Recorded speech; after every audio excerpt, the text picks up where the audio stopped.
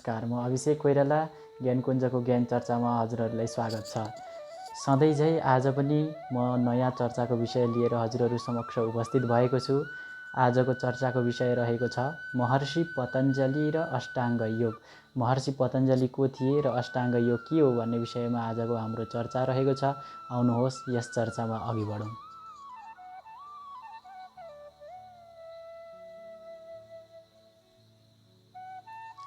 सबैभन्दा पहिला स्क्रिनमा हेर्नुहोस्, कमा आचार्य पतञ्जलिको परिचय।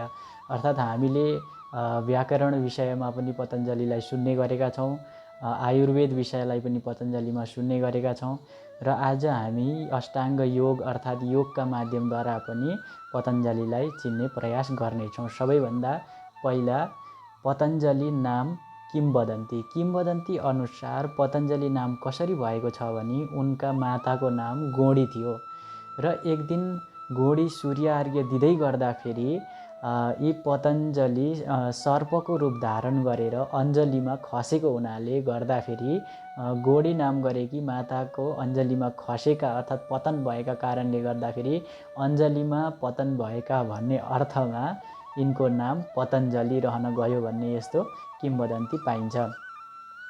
उनी कति विद्वान थिए अर्थात् उनको विद्वत्ता कुन हदसम्मको थियो भन्ने कुरा पनि यहाँबाट हामीले जानकारी पाइन्छ। तल प्रश्नको रूपमा दिएको छ, जब गोडीको यसरी अञ्जलीमा पतन शेष अवतारधारी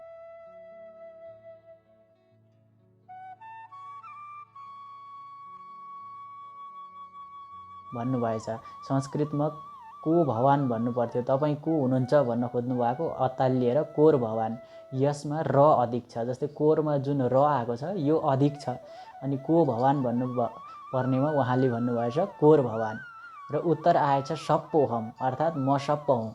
यसमा र हुनुपर्ने, फेरि यसमा र छैन। अनि ती गोडीलाई लागेछ यसरी सिद्ध पुरुष यहाँ अवतरित भएर पनि अवतरित हुनुभएको हो भने यसरी विसर्गको लोभ अथवा रेफको लोभ गर्न त मिल्दैन थियो, यसलाई हटाउन मिल्दैन थियो भनेर उहाँले फेरि प्रश्न राख्नु भएछ कि रेफ क्वक त अर्थात् सर्प हुनुपर्नेमा किन सप्प मात्रै भनेको भन्दाखेरि रेफ कहाँ गयो भनेर प्रश्न गर्दाखेरि पतञ्जलिले उत्तर दिनुभएछ तयारी त तपाईँले चोर्नु भयो, किनभने गोडीले कोर भवान भनेर त्यो रेफलाई अगाडि लगाइसकेकी थिइन् भनेपछि उनी सूक्ष्म विद्वत्ता उनीसँग रहेको कुरा हामी यहाँबाट प्रमाण पाउँदछौँ। र पतञ्जलिको किम्वदन्ती अनुसार नाम र विद्वत्तालाई यसरी हामी जान्न सकिन्छ। अब आचार्य पतञ्जलिको अथवा महर्षि पतञ्जलिको देश काल र कृति अर्थात् उनी कहाँ जन्मिएका थिए, उनको समय के हो र उनका कृतिहरू कति छन् भन्ने विषयमा चर्चा हुनेछ।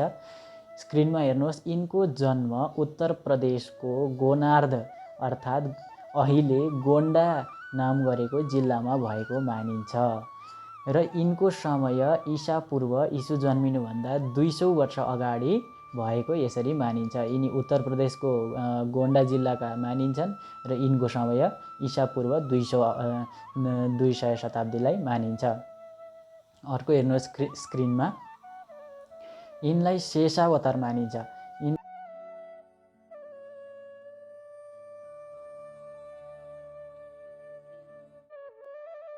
हुन सक्छ भने हरेक विषयको ज्ञान भएकाले हुन सक्छ, किनभने जसरी शेषनागको विभिन्न फडाहरू छन् ती विभिन्न फडाहरू भन्नाले के लक्षित गर्दैछन् भने विभिन्न क्षेत्रमा उनी थिए अर्थात् विभिन्न क्षेत्रको उनलाई ज्ञान थियो वा हरेक क्षेत्रको उनलाई ज्ञान भएको कारणले गर्दाखेरि यसरी शेष भगवानको जसरी हरेक टाउकाहरू छन्, हरेक शिरहरू छन्, त्यसरी पतञ्जलिको पनि हरेक क्षेत्रमा ज्ञान भएको कारणले गर्दा यिनलाई शेषावतार मानिएको हुनसक्छ।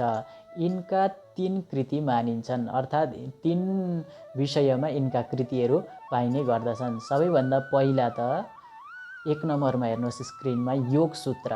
यिनको एउटा महत्त्वपूर्ण ग्रन्थ कुन हो भने योग सूत्र, जसमा योगका बारेमा चर्चा गरिएको छ र यो योग सूत्र नै योग दर्शनको ग्रन्थ हो। जुन हाम्रोमा आस्तिक दर्शनमध्ये योग दर्शन रहेको छ त्यो दर्शनको योग दर्शनलाई जनाउने जुन ग्रन्थ छ त्यो ग्रन्थ नै योग सूत्रलाई मानिन्छ र यो योग दर्शनलाई शेश्वर साङ्ख्य दर्शन पनि भनिन्छ। अर्थात् ईश्वर। साङ्ख्य दर्शनले के गर्यो भने 25वटा तत्त्वलाई मानेर त्यसमा पुरुषसम्म मात्रै गनेको छ, त्यहाँभन्दा उँभो तत्त्व मानेको छैन। तर योग दर्शनले साङ्ख्यले छोडेको पुरुषको ठाउँदेखि उँभो पनि एउटा ईश्वर भन्ने तत्त्वलाई मानेर यसरी चर्चा गरेको कारणले गर्दा यसलाई शेश्वर साङ्ख्य दर्शन पनि भनिन्छ। अनि अर्को उनको कृति छ महाभाष्य, जुन पाणिनिद्वारा लिखित अष्टाध्यायी भन्ने ग्रन्थ छ। त्यसमा व्याकरण विषयक ग्रन्थमा यी पतञ्जलिले महाभाष्य अर्थात् भाष्य पनि लेख्ने काम गरेका छन्। अनि अर्को ग्रन्थ छ उनको आयुर्वेद सम्बन्धी ग्रन्थ।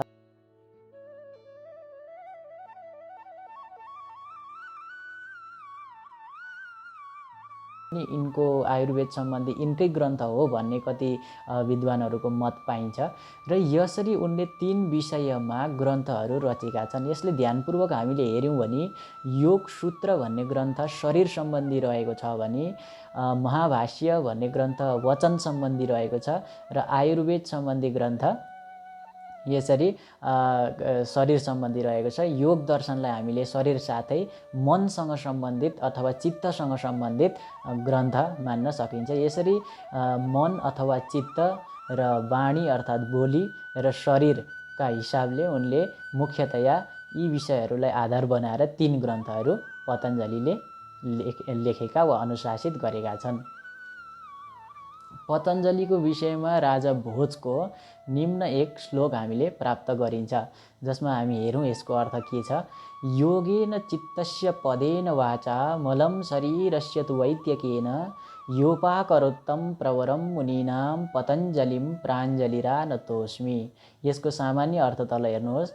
योगद्वारा चित्तको अर्थात् उनले योग दर्शन लेखेर चित्तको र भाष्यद्वारा वाणीको, अष्टाध्यायीमा भाष्य लेखेर वाणीको तथा आयुर्वेदद्वारा शरीरको मनलाई हटाउन सक्ने अनुशासन दिने पतञ्जलिलाई अञ्जली जोडेर नमस्कार गर्दछु भन्ने यस श्लोकको अर्थ हुँदछ। अर्थात् उनले 3 विषयमा हामीलाई ग्रन्थ दिएको छन्। एउटा योग विषयमा जसले चित्तको शुद्धि अर्थात् चित्तको वृत्तिलाई निरोध गर्ने विषयमा चर्चा गर्दछ भने भाष्यद्वारा वाणीको र यसरी शब्दानुशासन भनेर उनले भाष्यमा यसरी चर्चा गरेका छन्, वाणीको चर्चा गरेका छन्, वाणीलाई कसरी सरल बनाउने, वाणीलाई कसरी प्रयोग गर्ने भन्ने विषयमा। अनि आयुर्वेद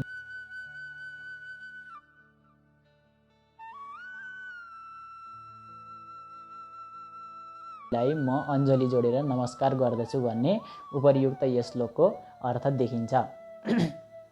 तल नोटका रूपमा लेखिएको छ, यसलाई ध्यान राख्ने कुरा हो। जुन यो योग शब्द छ, योग शब्द युज समाधि, युजिर योग तथा युज संयमन अर्थ भएका 3 धातुबाट योग शब्दको निष्पत्ति हुँदछ। अर्थात् युज समाधि, समाधि अर्थमा युज धातुबाट योग शब्दको निष्पत्ति हुन्छ।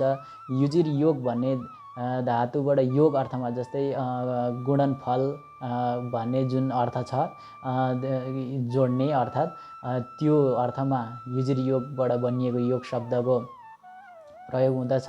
तथा युज संयमन, नियमन गर्ने भन्ने अर्थमा पनि योग शब्दको प्रयोग भएको पाइन्छ। र यसरी 3वटा धातुबाट योग शब्दको निष्पत्ति भए तापनि समाधि अर्थमा योग दर्शन प्रयोग्य छ। योग दर्शन भनेर जुन योग शब्दको प्रयोग गरिएको छ यो दार्शनिक हिसाबले यो समाधि अर्थमा प्रयोग गर्न योग्य युज समाधि समाधौ भन्ने धातुबाट बनेको योग शब्द हो भन्ने यहाँबाट निष्कर्ष निकाल्न सकिन्छ। योग दर्शनको सामान्य परिचय। अब योग दर्शनको सामान्य परिचय के हुँदछ हामी यो स्लाइडमा हेर्नेछौँ। योग दर्शनका विषयमा भन्न थाल्नु हो भने जीवनभरि यसको चर्चा गर्दा पनि योगका विषयमा चर्चाहरू सकिँदैनन्।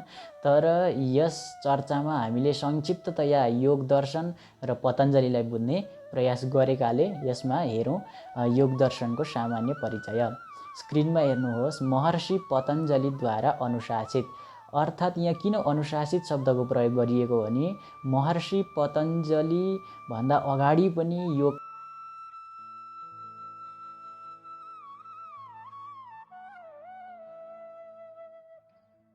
अनुशासित गरेर राखिएको थिएन। त पतञ्जलिले ती विभिन्न ठाउँमा छरिएका कुराहरूलाई अनुशासित गरेका कारणले गर्दा उनको रचित अथवा प्रणीत भन्न नमिलेर अनुशासित भन्दा अझै राम्रो हुनेछ। महर्षि पतञ्जलिद्वारा अनुशासित। त यो योग दर्शनलाई कसले अनुशासन प्रदान गर्यो भन्दाखेरि योग दर्शनलाई महर्षि पतञ्जलिले अनुशासन प्रदान गरे। महर्षि पतञ्जलिद्वारा अनुशासित योग दर्शन विषयक योग सूत्रमा, जुन योग दर्शन विषयमा बोल्ने योग सूत्र नामक ग्रन्थ छ, यसमा 195 सूत्र छन्, जसलाई समाधिपाद, साधनपाद, विभूतिपाद, कैवल्यपाद नामले 4 पाद अर्थात् अध्यायमा विभाजन गरिएको छ। यसमा कति अध्याय छन् भन्दाखेरि समाधि, साधन, विभूति र कैवल्य गरेर यसलाई 4 भागमा अथवा 4 पादमा अथवा 4 अध्यायमा यसरी विभाजन गरिएको छ र यसैभित्र योगको सम्पूर्ण चर्चा हुँदछ।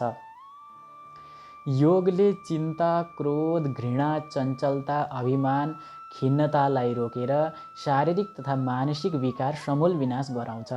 जसरी अहिले हाम्रो समाजमा धेरै हामी सुन्न पाइन्छ साइकोलोजिकल प्रब्लम भएर डक्टरकोमा गएर दबाई किनेर खाएको, तर वास्तवमा भन्नु हो भने शारीरिक जुन रोग छ त्यसलाई औषधिद्वारा हामीले शमन गर्न सकिन्छ भने मानसिक योगलाई, मानसिक जुन चिन्ता छ अथवा मानसिक जुन विकार छ त्यसलाई औषधिले त्यति समूलतया विनाश गर्न नसक्ला, किनभने औषधिको विषय होइन यो, आत्मचिन्तनको विषय हो, यो ध्यानको विषय हो। त्यसै कारणले गर्दा मानसिक विकारलाई दूर गर्नु छ भने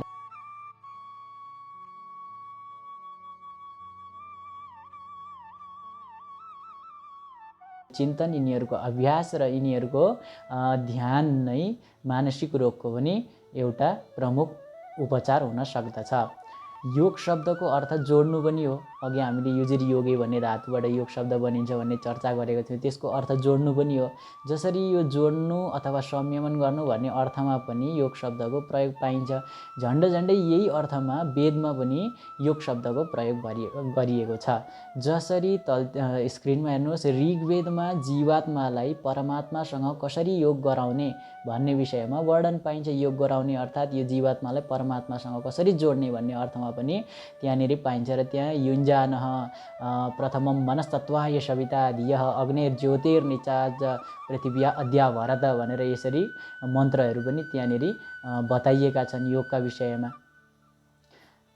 त यो योग जोड्ने अर्थमा थियो भने जुन दर्शन छ यो समाधि भन्ने अर्थमा छ र यो योगले चाहिँ शरीर र मनका माध्यमबाट परम ऊर्जा अर्थात् उत्कृष्ट ऊर्जा ईश्वरसँग जोड्दछ। जुन हाम्रो शरीर र मनको ऊर्जा छ यो निकृष्ट छ ऊर्जा, जुन परम ऊर्जा छ त्यसबाट अलिकति निकालिएको ऊर्जाको पनि यो धेरै भाग हो। सो हाम्रो प्रत्येक व्यक्तिको शरीर र मनमा भएको ऊर्जा र यो शरीर र मनमा भएको ऊर्जालाई जगाएर त्यो परम ऊर्जासँग जोड्ने अथवा त्यो ईश्वरसँग जोडाउने काम चाहिँ यसरी योग दर्शनले गर्दछ। अनि यसका कुन माध्यमले जोडाउँछ भन्दा यसका अष्टाङ्ग योगका माध्यमले यो जोडिने गर्दछ। यी अष्टाङ्ग अर्थात् योगका 8 अङ्ग छन्। यति अहिले ध्यान राखौँ, यो अष्टाङ्ग योगका विषयमा अष्ट अङ्ग अर्थात् 8वटा अङ्ग के हुन् भन्ने विषयमा अगाडि हामी चर्चा गर्ने नै छौँ। पतञ्जलिले योग सूत्रमा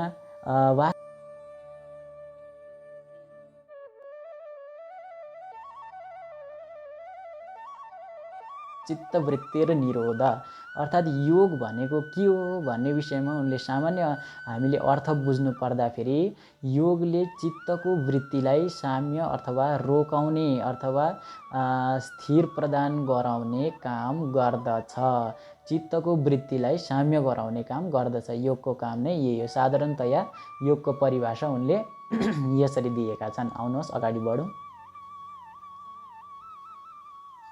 अब योग चाहिँ के हो भन्दा चित्तवृत्तिलाई निरोध अर्थात् रोक्नु, जुनै पनि कुरालाई रोक्नु भन्ने अर्थमा निरोध शब्दको पनि प्रयोग गरिन्छ। त्यो चित्तको अर्थात् चित्तभित्र रहेको हाम्रो जुन हामी सामान्य रूपमा प्रयोग गर्ने गर्छौँ व्यवहारमा, मेरो चित्त बुझेन, उसको चित्त बुझेन, जुन चित्त छ यो चित्तको वृत्ति अर्थात् जुन व्यापार छ, चित्तले के गर्छ त्यसलाई निरोध अर्थात् रोक्नु नै यसरी योगको लक्षण तथा स्वरूप हुँदछ। अब माथि स्क्रिनमा हेर्नुहोस्, चित्त प्रकाशशील, गतिशील र स्थैर्यशील 3 लक्षण भएको छ। यसरी चित्तको के छ भने एउटा गतिशील छ, एउटा स्थैर्यशील छ, अर्को प्रकाशशील छ। स्थैर्यशील भनेको स्थिरता हुनु, गतिशील भनेको गतिमय हुनु र प्रकाशशील भनेको प्रकाशमय हुनु। यसरी र प्रकाशशील, गतिशील र स्थैर्यशील गरेर 3 लक्षण भएको हाम्रो चित्त छ र सत्व, रज र तम यसका उपादान कारण हुन्। जस्तै निमित्त कारण त हाम्रो प्रकाश, गति, स्थैर्य भयो भने उपादान कारण सत्व, रज, तम हुन्। अब निमित्त कारण र उपादान कारण भनेको के हो भने जसरी एउटा घडा बनाउनलाई निमित्त कारण माटो बन्दछ भने उपादान कारण कुमाले बन्दछ, त्यस्तै प्रकारले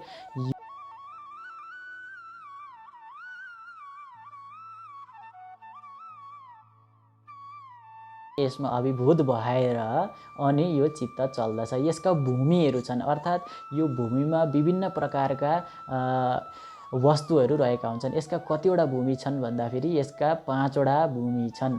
क्षिप्त, मूढ, विक्षिप्त, एकाग्र र निरुद्ध यस्ता 5वटा यसका भूमि रहेका छन्। भूमि अर्थात् चित्त कस्तो कस्तो हुनसक्छ। कोही बेला चित्तको लक्षण क्षिप्त हुनसक्छ, कोही बेला मूढ हुनसक्छ, कोही बेला विक्षिप्त हुन्छ, कोही बेला चित्त एकाग्र हुन्छ र कोही बेला यो निरुद्ध हुन्छ, निरुद्ध अवस्थामा पुग्दछ। यसरी यसका भूमिहरू 5 प्रकारका छन्। तलतिर हेरौँ, चित्तमा हुने वास्तविक र अवास्तविक ज्ञानलाई नै चित्तवृत्ति भनिन्छ। जुन चित्तले वास्तविक वा अवास्तविक ज्ञान हामीलाई भित्रभित्रै प्रदान गर्दछ यसलाई चित्तवृत्ति भनिन्छ। अब यसलाई अझै मजाले बुझ्नको लागि हामी तल जुन ठुला अक्षरमा लेखिएका चित्त, आकार र वस्तु छ यसमाथि अलिकति ध्यान केन्द्रित गरौँ। चित्त भनेको कस्तो छ भन्दाखेरि चित्त एउटा क्यामेरा जस्तै छ। जस्तै यो चित्तले जे पनि देख्छ त्यसलाई त्यतिखेरै के गर्छ भन्दाखेरि आफूमा अन्तर्करण गरिहाल्छ। चित्तले जे पनि देख्छ त्यसलाई क्लिक गरेर सेभ गरिहाल्छ। कसरी भन्दाखेरि जस्तै चित्त केसँग सम्बन्धित छ भन्दा कुनै पनि वस्तुसँग सम्बन्धित छ र जब चित्त वस्तुसँग सम्बन्धित छ त चित्तले जुन वस्तुलाई देख्दछ त्यो वस्तुको आकार ग्रहण गर्दछ यो चित्तले। जस्तै चित्तले बाहिर देख्यो विभिन्न प्रकारका टेन्सन भएका मानिसहरू घुमिरहेका छन् भने त्यसको आकारलाई यसले ग्रहण गरेर अघि सेभ गरिसकेको हुन्छ। अनि चित्तले कुनै पनि दृश्य देख्दछ अथवा केही पनि यसरी स्फुरित हुन्छ चित्तमा भने त्यसको आकारलाई ग्रहण गर्दछ र त्यही ग्रहण गरे अनुसार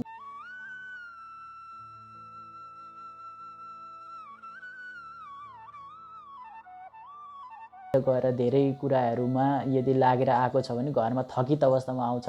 त्यतिखेर न केही गर्न सकिन्छ न केही गर्न सकिन्छ, किनभने अघि बाहिर जाँदाखेरि देखिएका अनेक कुराहरू चित्तले अघि क्याप्चर गरिसकेको छ र सेभ गरिसकेको छ। ती विचारहरू आउँदछन्, ती विचारहरू खेल्दछन्, यसरी सोच उत्पन्न हुँदछ।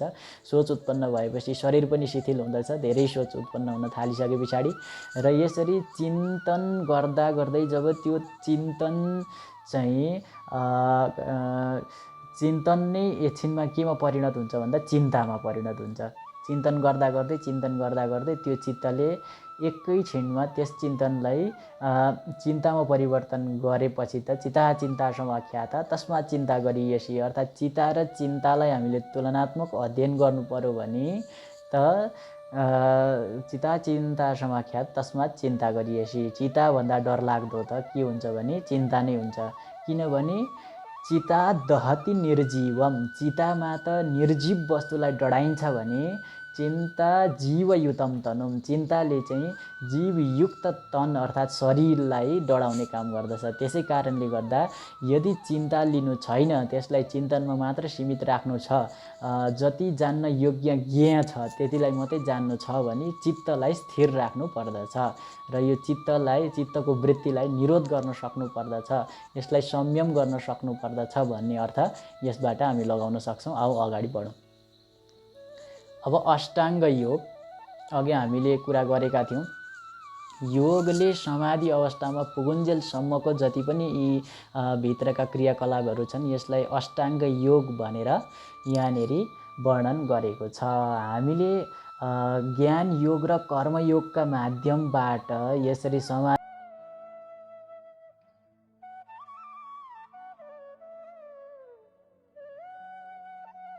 ले सबैभन्दा पहिला के भनेको छ भने ईशावास्यमिदं सर्वम भनेर ज्ञान योगको कुरा गरेको छ। अर्थात् जो ज्ञान योगबाट मोक्ष हुन चाहन्छ त्यसले के गरोस् भन्दाखेरि ईशावास्यमिदं सर्वम अर्थात् ईशा अर्थात् भगवानद्वारा वास्यम ढाकिएको छ इदम यो देखिँदै गरेको सबै सर्वम यी ब्रह्माण्डमा भएको सबै कुराहरू। यत्किञ्चित जगत्याम जगत यो जति जगतभित्र रहेको अरू स्थावर जङ्गम यी विशेष प्रकारका सृष्टिहरू छन् जति पनि देखिन्छ यो ईश्वरद्वारा ढाकिएको छ। त्यसैले त्यक्तेन भुञ्जिथा त्यागपूर्वक भोग गर मा गृध कस्यस्वित धनम कसैको कुनै प्रकारको धनमा पनि गिद्धे दृष्टि लाउनु हुँदैन भन्ने कुरा त्यसले गरेको छ। यदि त्यो नसकेर यदि कर्मयोगबाट हामी तर्न चाहन्छौँ भने फेरि दोस्रो मन्त्रले भनेको छ त्यो ईशावास्योपनिषदमा कि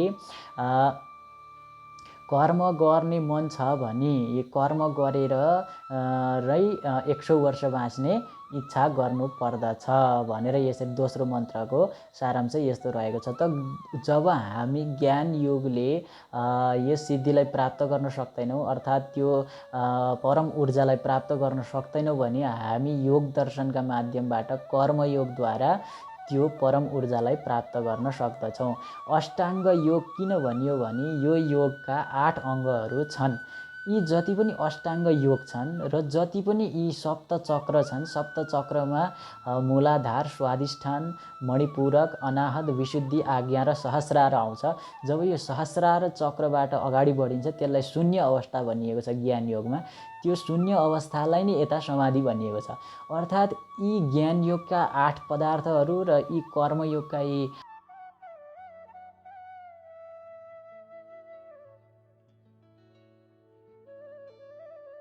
सकिन्छ। यमको मूलाधारसँग के सम्बन्ध छ त्यसरी नै नियम आसन प्राणायाम प्रत्याहार धारणा ध्यान समाधि यसरी 8 अङ्गहरू छन्। पतञ्जलिले आफ्नो योग सूत्रमा सूत्रबद्ध रूपमा यिनीहरूलाई यसो भनेका छन्। स्क्रिनमाथि सूत्रमा हेर्नुहोस् यम नियम आसन प्राणायाम प्रत्याहार धारणा ध्यान समाधयोष्टाङ्गानि यसरी 8 अङ्गहरू योगका छन् भनेर उनले चर्चा गरेका छन्। यसलाई यहाँ लेखिएको छ प्रथममा यम जसलाई सेल्फ कन्ट्रोल भनिन्छ आफूलाई कन्ट्रोल गर्न सक्नु विभिन्न यसको व्याख्या अगाडि विस्तृततया हुने नै छ। नियम भनेको अब्जर्भेन्स आसन पोस्चर्स प्राणायाम भनेको ब्रेथ कन्ट्रोल प्रत्याहार भनेको रेस्ट्रेन्ट र धारणा भनेको माइन्ड स्टडी ध्यान भनेको कन्सन्ट्रेसन र समाधि भनेको मेडिटेसन।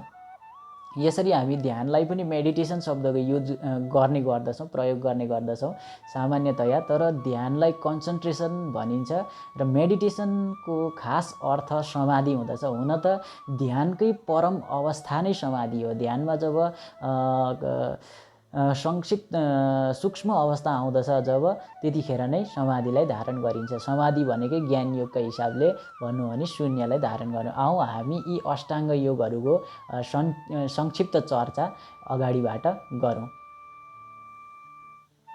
सबैभन्दा पहिलो अष्टाङ्ग योगमा छ यम।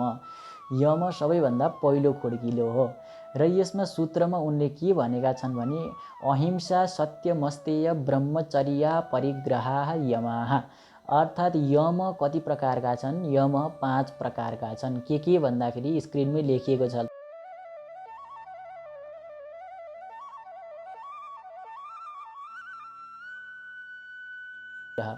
अब यम भनेको के हो भने हाम्रो शरीर अथवा शरीरको बाहिरी अनुशासन नै जुन छ त्यो यम हो। यसलाई तलतिर हामी बुझिन्छ।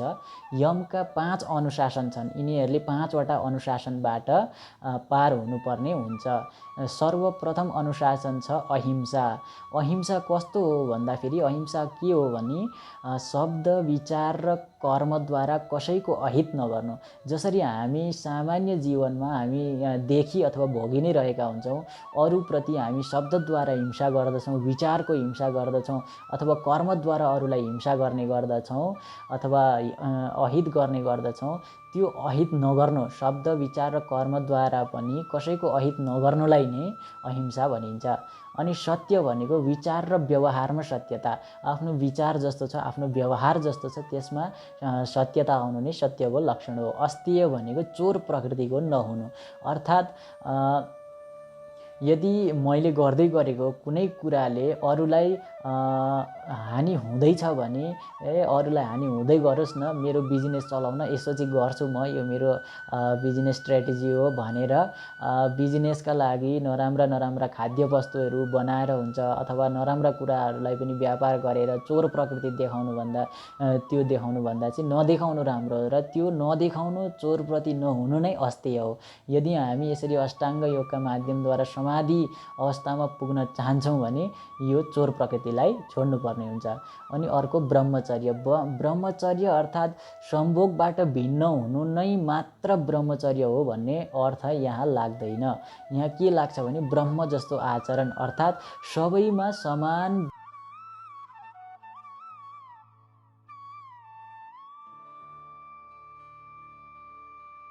हो। यो चतुर्थ नम्बरको भयो। अर्को आयो अपरिग्रह। अपरिग्रह भनेको के हो भने आवश्यकताभन्दा अधिक सञ्चय नगर्नु, अर्थात् मलाई त्यो पनि चाहियो यो पनि चाहियो भने आवश्यकताभन्दा अधिक सङ्ग्रह गरौँ भने कस्तो हालत हुन्छ?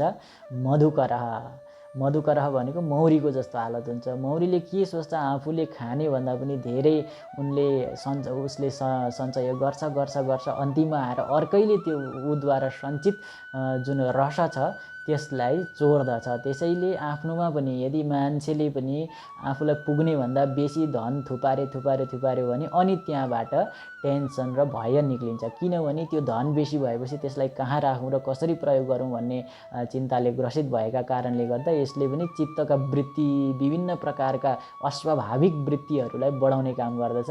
त्यसैले अपरिग्रह अर्थात् आवश्यकताभन्दा अधिक सञ्चय नगर्नु, यसरी यमका 5 लक्षणहरू छन्। दोस्रो छ यमदेखि अष्टाङ्ग योगमा प्रथम भयो। दोस्रो छ नियम। नियमका बारेमा पतञ्जलिले योग सूत्रमा सूत्र दिनुभएको छ, शौच सन्तोष तपः स्वाध्याय ईश्वर प्रणिधानानि नियमाः। अर्थात् नियम भनेको के हो भनेर हामीले बुझ्नुपर्दा आन्तरिक अनुशासनलाई नै नियम भनिन्छ। अघि हामीले बाह्य अनुशासन जुन 5 प्रकारका वर्णन गरेका थियौँ, यी बाह्य अनुशासन भए। अब आन्तरिक अनुशासन भनेको भित्र आफ्नो मनसँग सम्बन्धित, अन्तर्हृदयसँग सम्बन्धित अनुशासनलाई नै नियम भनिन्छ। यी नियम पनि यम जस्तै 5 प्रकारका छन्। के हुन् भने शौच, सन्तोष, तप, स्वाध्याय र ईश्वर प्रणिधान। शौच भनेको के हो भने शरीर र मनको शुद्धिकरण,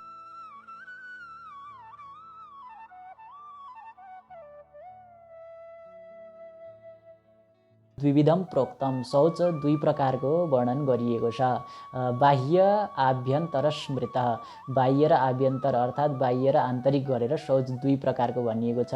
त बाह्य भनेको के हो भन्दाखेरि मृज्जलाभ्याम स्मृतम बाह्यम, अर्थात् माटो र जलले मोलमाल पारेर जुन हामी शरीर पखालिन्छ, यिनीहरूलाई बाहिर शरीरको शुद्धि भनिन्छ भने भावशुद्धि तथान्तरम, आन्तरिक शुद्धि केलाई भनिन्छ? आन्तरिक हाम्रा मनमा रहेका भावहरूका शुद्धिलाई नै आन्तरिक शुद्धिकरण अथवा आन्तरिक शौच भनिन्छ। यसरी शौचमा विशेषतया हामीले ध्यान राख्नु पर्दछ।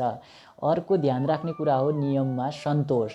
जे छ त्यसैमा रमाउनु, अर्थात् मलाई यो चाहियो, मलाई अर्काको देखेर अथवा अर्काको सुनेर अथवा कहीँ हेरेर यसरी मलाई यो चाहियो त्यो चाहियो भन्दा सम्भव नहुन पनि सक्छ। यसले आफ्नै चिन्ता बढाउँछ र यसले चित्तका अवास्तविक वृत्तिहरूलाई पनि बढाउने काम गर्दछ। त्यसै कारणले गर्दाखेरि यी सन्तोषको अर्थ के हो भने सन्तोषम परमम सुखम पनि भनिन्छ। यसरी परम सुख चाहनु छ भने सन्तोष हो, किनभने सन्तोष गरेको छ भने के इच्छै हुँदैन।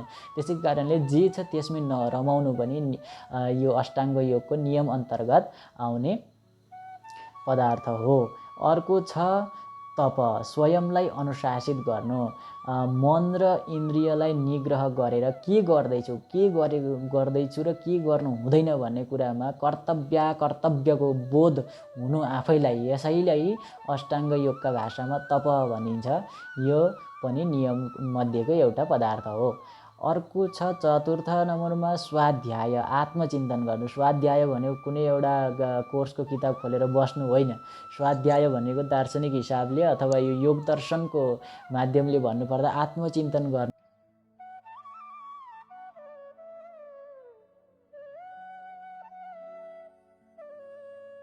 छन्। को देश, म कुन ठाउँमा छु, को व्ययागम हो, मैले आज कति कमाएँ अनि कति व्यय गरेँ, अर्थात् विद्यार्थी हो भने कति ज्ञान आर्जन गरेँ र कति अरूलाई बाँडेँ। को व्यय कश्चाहम, म को हुँ, का छ मे शक्ति, मैले यदि चाहेँ भने म के गर्न सक्छु, इति चिन्त्यम मुहुर्मुहुः, यी विषयहरूलाई चाहिँ चिन्तन गरिरहनु पर्दछ। त्यसै कारणले स्वाध्याय भनेको यिनी तत्त्वहरूको चिन्तन नै स्वाध्याय हो, जसलाई हामी आत्मचिन्तन गर्ने भन्दछौँ। र अर्को पदार्थ छ ईश्वर प्रणिधान, अर्थात् परम ऊर्जाप्रति श्रद्धा राख्नु। परम ऊर्जा अर्थात् हाम्रो यो शरीर र मनमा भएको ऊर्जा हाम्रो त्यो परम ऊर्जाबाट निकालिएको अल्प अंश ऊर्जा हो। त्यो अंश ऊर्जालाई वास्तविक स्रोतमा लगेर मिलाउनको लागि चाहिँ ईश्वर प्रणिधान, ईश्वरप्रति श्रद्धा अथवा परम ऊर्जाप्रति श्रद्धा, यसरी हामीले श्रद्धा राख्नै पर्दछ। नियममा यति 5 कुराहरूको आवश्यकता पर्दछ। यम र नियम दुईटा भयो। अब अगाडि हेरौँ। यम नियमदेखि अर्को रहेको छ आसन। यो त हामीलाई थाहा छँदैछ। जसरी रामदेव बाबाले अहिले सबैलाई आसन गराएर अनि पतञ्जलिको माध्यमद्वारा आफ्नो व्यवसाय अथवा बिजनेसलाई पनि अगाडि बढाउनु भएको छ, हामीले देखि नै रहेको छौँ। र हजुरहरूले कमेन्ट गरेर यति भन्नुहोस् कि सबैले कमेन्ट गरेर भन्नुहोला, रामदेव बाबाले किन आफ्ना प्रोडक्टहरूको नाम वा आफ्नो प्रोडक्टको नाम पतञ्जलि राख्नु भएको रहेछ। यति हामीले यहाँबाट सुने अनुसार विचार गरेर अवश्य पनि हजुरहरूले कमेन्ट गर्नुहोला। अर्को छ अष्टाङ्ग योगमा अर्को अङ्ग छ योगको आसन। आसनका विषयमा पतञ्जलिले आफ्नो योग सूत्रमा यसको सूत्र प्रस्तुत गर्दै भन्नुभएको छ,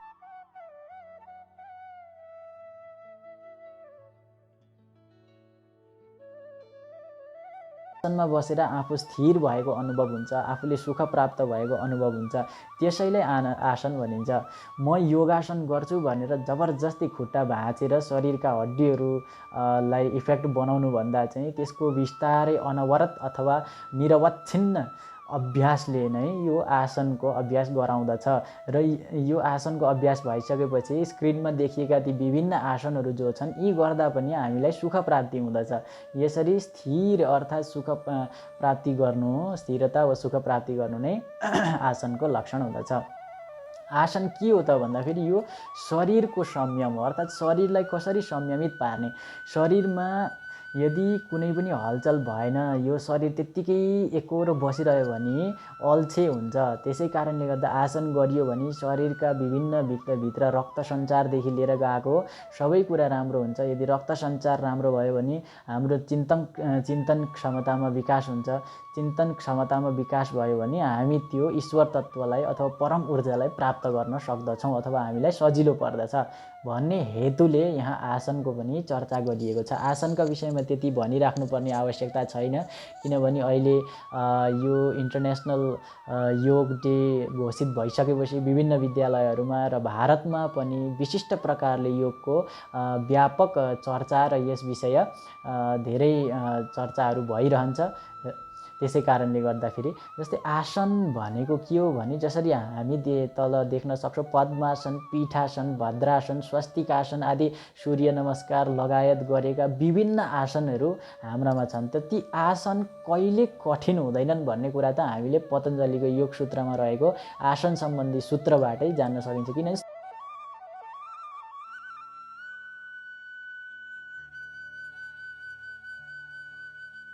व्यापारलाई हामीले सञ्चालित गर्दा स्थिर आनन्द प्राप्त हुँदछ, त्यसैलाई नै हामीले आसन भन्यौँ।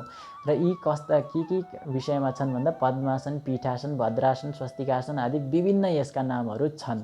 र तलतिर हेर्नुहोस् स्क्रिनमा, शरीरलाई सुख र चित्तलाई शान्ति हुने आसनमा ध्यान गर्नुपर्दछ। हामी ध्यान गर्छौँ, मेडिटेसन गर्छौँ, के गर्छौँ त जस्तो पायो त्यस्तै बस्नु पनि हुँदैन। आसन अर्थात् हाम्रो बसाइ कस्तो छ त्यसले पनि हाम्रो जुन मस्तिष्क छ यसमा प्रभाव पार्दछ। यदि हामी जुन पायो त्यही अनियमित पाराले बस्यौँ भने कन्सन्ट्रेसन कहिले पनि गर्न सकिँदैन। पढ्दा भयो वा जुनै पनि काम गर्दा भयो, जुन त्यो काम गर्दा निडेड आफ्नो आसन छ, पोस्चर छ, त्यसलाई हामीले कसै गरी पनि पुर्याउन सक्नै पर्छ र मात्र त्यो काम सजिलो हुन्छ अथवा त्यो काम राम्रो भएर जाँदछ। यसरी ध्यान गर्नुपर्दा पनि, जप तप ध्यान गर्नुपर्दा पनि शरीरलाई सुख र चित्तलाई शान्ति दिने आसनमा अर्थात् सुखासनमा बसेर हामीले प्रायशः ध्यान वा जप गर्ने गर्दछौँ र आफूलाई जुन आसनमा आनन्द आउँछ त्यही आसनमा हुरुक्क भएर बसेर जप गर्नु चाहिँ भएन।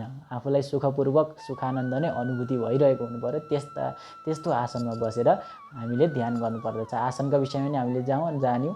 आउनुहोस् अगाडि बढौँ। अर्को छ प्राणायाम। प्राणायाम भनेको के हो भन्दाखेरि भगवान पतञ्जलिले, महर्षि पतञ्जलिले सूत्र दिनुभएको छ योग सूत्रमा। प्राणायाम भनेको के हो भन्दाखेरि श्वास प्रश्वासयोर गतिविच्छेदः प्राणायाम। अर्थात् नेपालीमा हामी अर्थ बुझौँ, श्वास प्रश्वासको गति नियन्त्रण नै प्राणायाम हो। अर्थात् श्वास लिनु श्वास छोड्नु यसको गतिको जुन नियन्त्रण गर्ने हाम्रो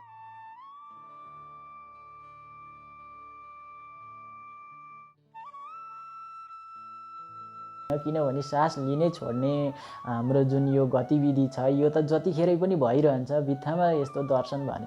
तर जब विदेशीहरूले यसलाई पालन गरेर, वैज्ञानिकहरूले यसमा शोध गरेर यो योग दर्शन भन्ने विषयले काम गर्दो रहेछ भनेर पश्चिमीहरूले बोल्न थाले, तब मात्रै हाम्राले पनि के भन्न थाले, हो त यो त खतरै हो नि भनेर हाम्राले अगाडि बढाउन थाले। हामी हरेक क्षेत्रमा पूर्वीयका मान्छे यस्तै भएका छौँ।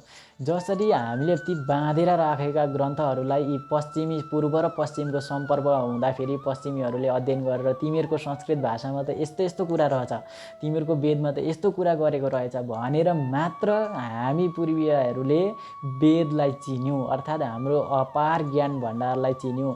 आजसम्म पनि पश्चिमीहरूले हाम्रा ग्रन्थहरू लगेर त्यसलाई केही नयाँ अर्थात् हाम्रोबाट बिउ लगेर त्यसलाई अर्कै पाराले फलाएर हामीलाई नै बेच्दैछन्। यस्तो अवस्था हरेक क्षेत्रमा छ। हरेक ज्ञान क्षेत्रमा पनि हामीले यस्तो अवस्थाहरू अनुभव गरेका छौँ। त भारतीयहरूले पहिला आफ्नै योग दर्शनलाई हेय दृष्टिले हेरे तापनि जब यो वैज्ञानिकहरूद्वारा अनुसन्धानपूर्वक प्रमाणित भयो तब हामी यसलाई व्यापक रूपमा अथवा वैश्विक रूपमा यसको हल्ला गर्न आज तम्सिएका छौँ। तर यो अहिले मात्र नभएर आजभन्दा धेरै अगाडिदेखि पनि योगको उति नै महत्त्व थियो र भारतवर्ष र पश्चिमी मुलुकले छोडे पनि योगको उति नै महत्त्व रहन्छ र प्राणायामको यसरी उति नै महत्त्व रहन्छ।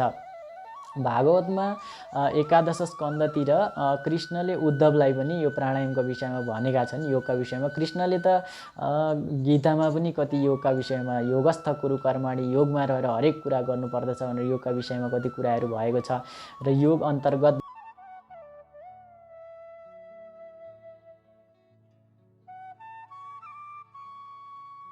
जुन छ यो परम बल हो ईश्वरलाई प्राप्त गर्न सक्ने क्षमतामा। अर्थात् हाम्रो जुन ब्रेथ कन्ट्रोल छ यसलाई यदि राम्ररी कन्ट्रोल गऱ्यौँ भने यसले शरीरलाई सदैव स्वस्थ राख्दछ। किनभने यदि हामी आफैमा पनि अनुभव गर्न सक्छौँ, यदि तपाईँलाई अथवा यो जो भिडियो जो हेर्नु हुँदैछ यदि तपाईँहरूलाई पनि कुनै बेला मस्तिष्कमा एकदमै चिन्ताको अनुभूति भयो, मलाई यस्तो पर्यो मलाई उस्तो पर्यो, त्यतिखेर हजुरहरूले त्यो जुन सास बढ्दै हुन्छ त्यसलाई बिस्तारै रोकेर धीमा गतिमा बिस्तारै तान्दै छोड्दै गर्नु भने मस्तिष्क पनि हल्का भएको हामीले अनुभव गर्न सकिन्छ। यसरी यो प्राणायामले हामीलाई फाइदा दिन्छ। हाम्रो जीवनमा प्राणायामको ठुलो महत्त्व छ। अनि प्राणायाममा तीनटा यी पद्धतिहरू छन्, प्रचलित तीन क्रियाहरू हामी जान्दछौँ। अर्थात् प्राणायाममा के हुन्छ, एउटा रोक्ने प्रक्रिया हुन्छ, एउटा छोड्ने प्रक्रिया हुन्छ र एउटा श्वासलाई भित्र तान्ने प्रक्रिया हुन्छ। यो गति नियन्त्रण रोक्ने भयो, बाह्य गति नियन्त्रण गति नियन्त्रणलाई कुम्भक भनिन्छ, बाह्य गति नियन्त्रणलाई पूरक भनिन्छ र आन्तरिक गति नियन्त्रण गर्ने प्रक्रियालाई रेचक भनिन्छ र बाह्य र आन्तरिक दुवै प्रकारको गति नियन्त्रणलाई चाहिँ कुम्भक भनिन्छ। यसरी यसरी चाहिँ प्राणायामको अब विभिन्न अरू पनि छन्, भस्त्रिका, अनुलोम विलोम, कपालभाती इत्यादि गरेका प्राणायामहरू धेरै छन्, तर विशेषतः प्राणायामको क्रिया चाहिँ यस्तो हुन्छ भनेर यस प्राणायामको पनि अष्टाङ्गभित्र पर्ने प्राणायामको पनि हामीले चर्चा गरिसक्यौँ। अब आउनुहोस् अगाडि बढौँ। प्रत्याहार भनेको के हो भन्ने विषयमा पतञ्जलिले आफ्नो योग सूत्रमा यसरी सूत्र बनाएर वर्णन गर्नुभएको छ। स्वविषया सम्प्रयोगा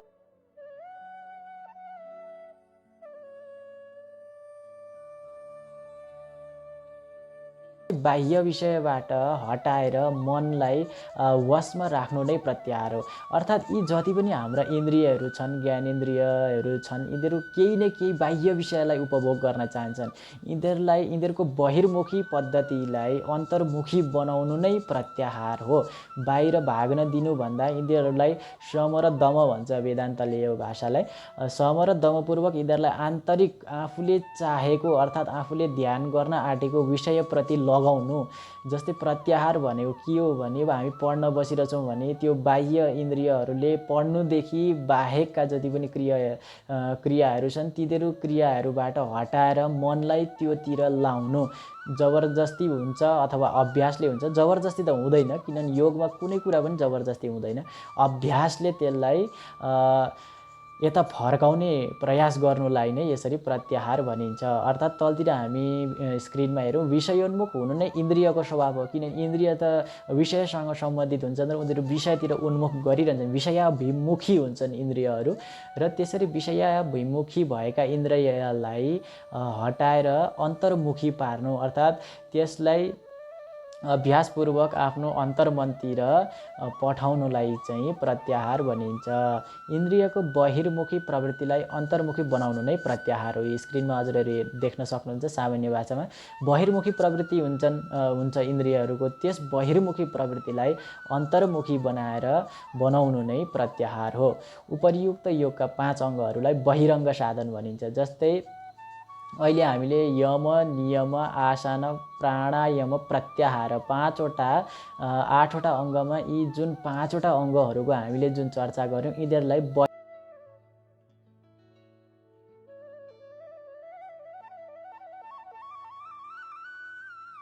कार्य गर्न आँटेको त्यो कार्यमा इन्द्रियहरूलाई लगाएपछि चाहिँ के हुन्छ अगाडि भन्ने कुरा हामी जानौँ।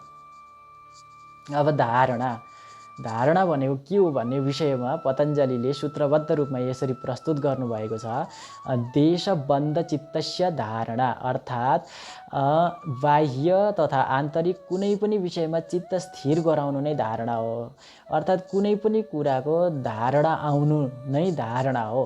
बाह्य तथा आन्तरिक भन्नाले के हो भन्ने कुरा तल स्क्रिनमा हेर्नुहोस्। बाह्य भनेको जसरी हामी ध्यान गर्दैछौँ, समाधि अवस्थामा हामीलाई पुग्नु छ भने बाह्य सूर्यदेव वा हिरण्यगर्भमा आफ्नो चित्त स्थिर गराउनु नै धारणा हो। अथवा म कसको ध्यान गर्दैछु, कसको माध्यमद्वारा ध्यान गर्दैछु, त्यो माध्यमलाई कन्सेप्ट बनाएर दिमागमा हाल्नु, यो हो मैले गर्न खोजेको चाहिँ। किनभने मैले अब मेरा बाह्य इन्द्रियहरूलाई पनि सबैलाई यो ध्यान धारणा गर्ने जुन शक्ति छ त्यसतिर लगाइसकेको छु र अब धारणा के को गर्नुपर्ने छ भन्दाखेरि चाहिँ एउटा बाह्य अर्थात् मैले त समाधि अवस्थालाई प्राप्त गर्नु छ, त्यो ईश्वर अवस्थालाई प्राप्त गर्नु छ भनेपछि ईश्वरको ध्यानमा जो सहयोग हुँदछ, बाह्य सहयोग कसले गर्दछ भन्दा सूर्यदेव अथवा हिरण्यगर्भ। यसरी बाह्य कि त बाह्य रूपले त्यहाँनिर हिरण्यगर्भ अथवा सूर्यमा आफ्नो ध्यान केन्द्रित गर्नु, अथवा आन्तरिक रूपले हामीले सुन्ने गरेका छौँ शासन चक्र पद्धतितिर नाभि चक्रको ध्यान गर्छन् कसैले हृदयमा कमललाई सोचेर आन्तरिक आफ्नो धारणा त्यहाँनिर बनाउँदछन्, कसैले मस्तिष्क स्थित ज्योति अर्थात् यो जुन हाम्रो ललाट पट्टा छ यहाँ अगाडि ज्योतिलाई हेरेर कसैले ध्येय जुन ध्यान गर्न योग्य विषय छ त्यसको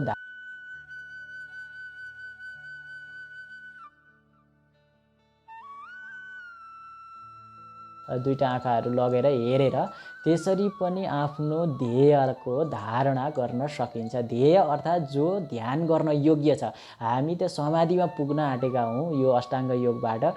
समाधिमा पुग्न आँट्दा धारणालाई कसरी हामीले लिनुपर्दछ भन्दाखेरि जुन ध्येय छ त्यसलाई त्यस विषयमा अब म रमाउँछु भनेर आफ्नो चित्तलाई लगाउनु नै धारणा हो।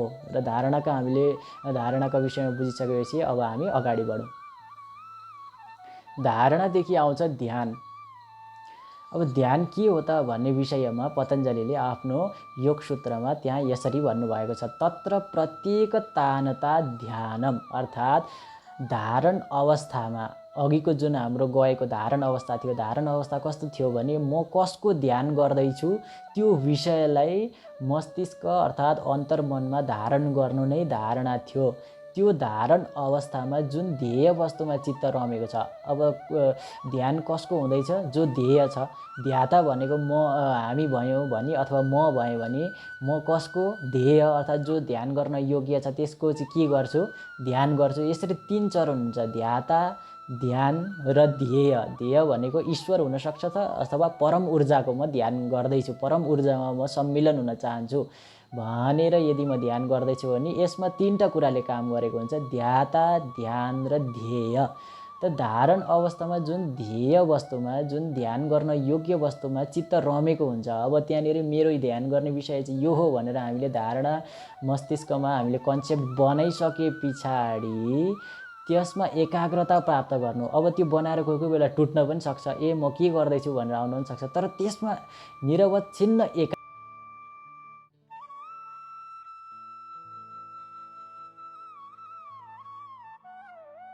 बस्नु पर्दा के हुन्छ भने हामीले जुन धारणा गरिएको कुरा छ, ध्येय कुरा छ, त्यसको हामीले धारणा गऱ्यौँ। धारणा गरिसकेपछि त्यसमा एकाग्र हुनु पर्यो।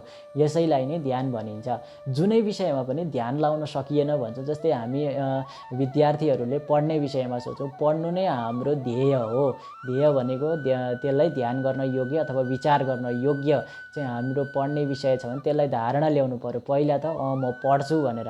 अनि जुन धारण अवस्थामा ध्येय वस्तुमा चित्त रमेको छ, म पढ्छु भनेर म त्यो किताबभित्र पसिसकेँ, यो बाहिरको दुनियाँमा मलाई केही मतलबै छैन भने त्यसमा एकाग्रता, अब जे छ त्यो पुस्तकमा लेखिएको अथवा भनिएको त्यसमा एकाग्रता धेरै बेरसम्म पनि नटुटिकन यसो समय हेर्दा थोरै बजिसकेन रहेछ, म त पढेकै भएछु भने जस्तो हुन्छ भरे ध्यान लाग्यो भने चाहिँ। र त्यो ध्यान लागिसकेको कुरा पनि सबै याद पनि हुन्छ, तर ध्यान लागेन भने कुनै कुरा पनि याद हुँदैन अध्ययन गर्दा पनि। यसरी हामी जुनै विषयलाई पनि ध्येय बनाएर हेर्नु हो भने धारण, ध्यान र ध्येयको यी 3टा बिचमा चाहिँ संयमको आवश्यकता पर्दछ। यिनीहरूलाई नै संयम पनि भनिन्छ। धारणा, ध्यान र समाधिको यो विषय जुन छ, 3टा विषयहरू जुन छन्, यिनीलाई संयमपूर्वक गर्नुपर्दछ र यिनीलाई संयम पनि योग दर्शनले भनेको छ। भन्नुको मतलब जुन धारणा चाहिँ त्यसमा एकाग्रता भइयो भने हामीले ध्यान गर्दछौँ र यसरी गरिएको कुरालाई हामी ध्यान भन्दछौँ। र हामीले ध्यानलाई पनि बुझिसकेपछि अब अगाडि बढौँ। ध्यान पछाडि आउँछ हाम्रोमा समाधि, अर्थात् समाधि र ध्यान भनेको एउटै हो, तर धारणाको जुन अवच्छिन्न भनेको टुक्रिएको, निरवच्छिन्न भनेको नटुक्रिएको धेरै बेरसम्मको जुन अवस्था छ त्यसलाई हामीले ध्यान भन्यौँ भने म ध्यान गर्दैछु भन्ने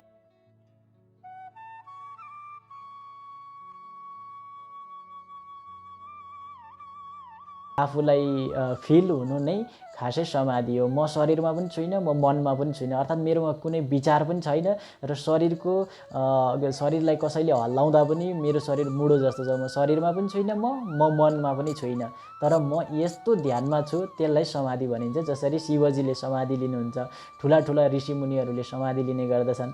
तल प्रस्तुत चित्रमा हेर्नुहोस्, त्यहाँ शरीर हलुका भएको प्रतीक हामी बुझ्न सक्दछौँ। अर्थात् शरीर हलुका भएर परम ऊर्जासँग हाम्रो सम्बन्ध त्यहाँनिर स्थापित भइरहेको छ। यसरी शरीरलाई हल्का भएको अनुभव गरेर परम ऊर्जासँग हामीले सम्बन्ध स्थापित गर्नुलाई समाधि भनिन्छ।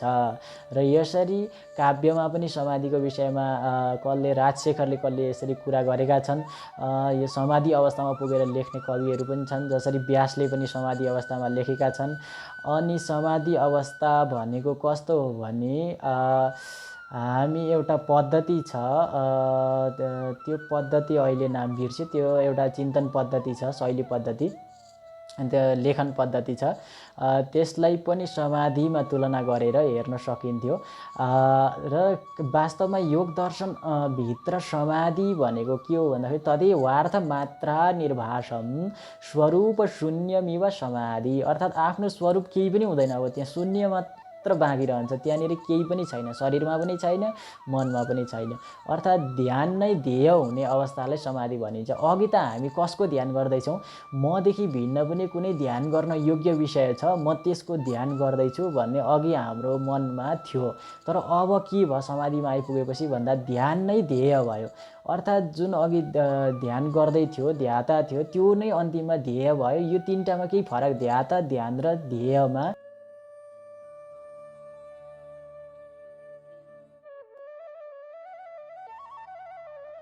छन् र ध्येय मात्र बाँकी रहन्छ। तिनटाको सम्बन्धमा ती तिनटा जोडिएर ध्येय जुन ध्यान गर्न योग्य विषय छ त्यो मात्र बाँकी रहनुलाई नै समाधि अवस्था भनिन्छ। र यसैले यहाँ लेखिएको पनि छ, ध्याता नै ध्येय हुने अवस्थालाई समाधि भनिन्छ, वा भनौँ ध्याता, ध्यान र ध्येयमा ध्येय मात्र शेष रहने अवस्थालाई समाधि भनिन्छ। यसरी योगका 8 अङ्गहरू वर्णित भएका छन् र यी 8 अङ्गहरूमा पनि अहिले हामीले गर्ने लगभग 8 अङ्गमा 2टा अङ्गहरूलाई हामी सामान्यतया लिँदछौँ।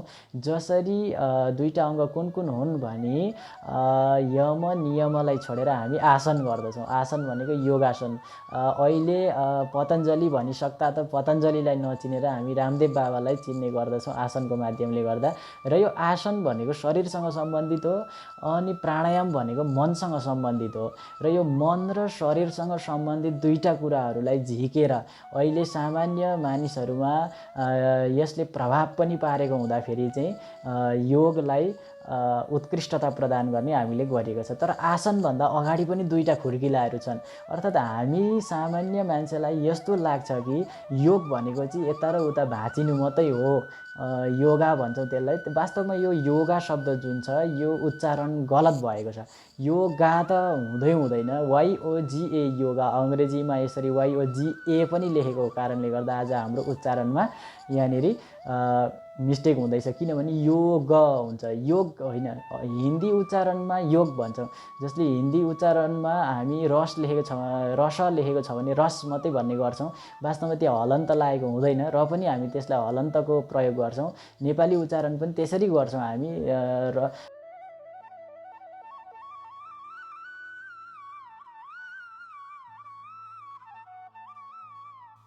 उच्चारणले गर्दाखेरि योग भनिन्छ हामी, तर योग नभएर योग हो। अनि यसलाई योग भन्नु उचित छ हाम्रो नेपाली र हिन्दी उच्चारणले, तर योगाको कुनै त्यस्तो अर्थ छैन। योगा यसमा सुधारेर यसलाई योग भन्नु नै उचित हुनेछ। यसरी आज हामीले पतञ्जलिका विषयमा पनि जान्यौँ। अब पतञ्जलि योगमा मात्र सीमित छैनन्, उनलाई शेष अवतार त्यसैले पनि भनिएको हुनसक्छ। उसको महाभाष्य व्याकरणमा पनि त्रिमुनि भनेर पाणिनि, कात्येन्द्र, पतञ्जलिलाई यसरी त्रिमुनिका रूपमा वर्गीकरण गरेर पतञ्जलिको नाम आउँदछ। अनि आयुर्वेदमा पनि कति विद्वानहरूको मत रहेछ कि चरक संहिता जुन छ त्यो पनि पतञ्जलिको रचना हो भन्ने कति विद्वानहरूको पनि यसरी मत रहेको छ। र आज हामीले योगका विषयमा यसरी जान्यौँ। र रामदेव बाबाले आफ्नो प्रोडक्टहरूको नाम किन पतञ्जलि राख्नु भएको भने उहाँले योग दर्शनबाट 2टा कुरा झिकेर आफ्नो जीवनमा उतार्दै प्रत्येकको जीवनमा उतार्ने प्रयास गर्नुभएको छ। अर्थात् शरीर सम्बन्धी योग दर्शनबाट के झिक्नुभयो? आसन झिक्नुभयो, जुनलाई हामी आज योग भनेर चिन्दछौँ। विभिन्न प्रकारका आसनहरू, पद्मासन, उत्तानपादासन, विभिन्न प्रकारका आसनहरू छन्। यी आसनहरूको रूपमा हामी चिन्दछौँ। र अर्को प्राणायाम जुन भस्त्रिका, कपालभाति, अनुलोम विलोम रामदेव बाबाले गराउनुहुन्छ, यी मनको आधारबाट प्राणायामले मनलाई रेचन गर्ने काम गर्दछ। अर्थात् हामीले अरिस्टोटलको विरेचन सिद्धान्त पढेको छौँ। विरेचन भन्नु नै शुद्धिकरण हो। त्यसरी यस प्राणायामले पनि मनलाई शुद्धिकरण गर्ने काम गर्दछ। र अर्को प्राणायामले के काम गर्दछ भन्दा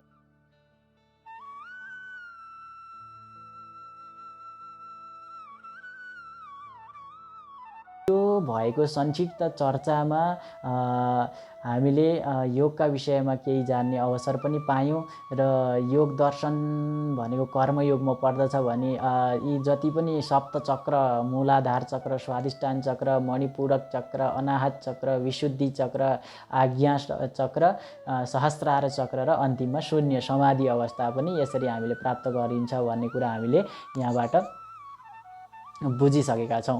यसरी नै फेरि पनि म चर्चाको विषय लिएर हजुरहरूको समक्षमा आउने नै छौँ। आउँदै गरेको अन्तर्राष्ट्रिय योग दिवसको हजुरहरूलाई धेरै धेरै शुभकामना।